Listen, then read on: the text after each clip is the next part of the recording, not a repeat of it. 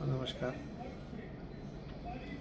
આતંકવાદીઓ દ્વારા કાશ્મીરના પહેલગામમાં પર્યટકોને એમને ધર્મ પૂછીને હિન્દુ હોવાની ખાતરી કર્યા પછી સીધું ફાયરિંગ કરીને એમની જે હત્યા કરવામાં આવી છે આ ઘૃણાસ્પદ બનાવને હું વખોડી કાઢું છું.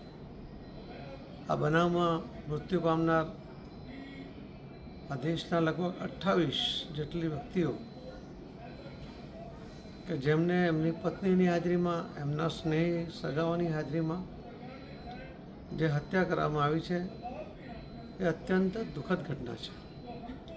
ગુજરાતના પણ 3 લોકો, ભાઈ શ્રી શૈલેષભાઈ, શ્રી યતીશભાઈ, શ્રી સ્મિતભાઈ, આ 3 જણનું પણ આ બનાવની અંદર એમનું પણ મૃત્યુ થયું છે.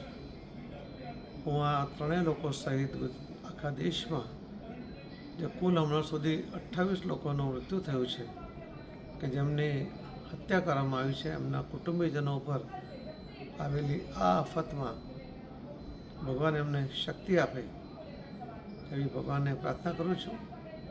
માનનીય પ્રધાનમંત્રી શ્રી મોદી સાહેબ પણ પોતાનો પ્રવાસ ટૂંકાવીને તરત જ ભારત દેશ પાછા આવ્યા છે અને આખા દેશને વિશ્વાસ છે કે જેમની હત્યા થઈ છે એમનો બદલો જરૂર લેવામાં આવે. આખો દેશ એક થઈને એની રાહ જોઈ છે અને ચોક્કસપણે બીજી વાર આવું કોઈ કૃત્ય કરતાં પહેલાં વિચાર કરે એવી કડક સજા એમને થાય એ કરવા માટે આપણે બધા કટિબદ્ધ છીએ.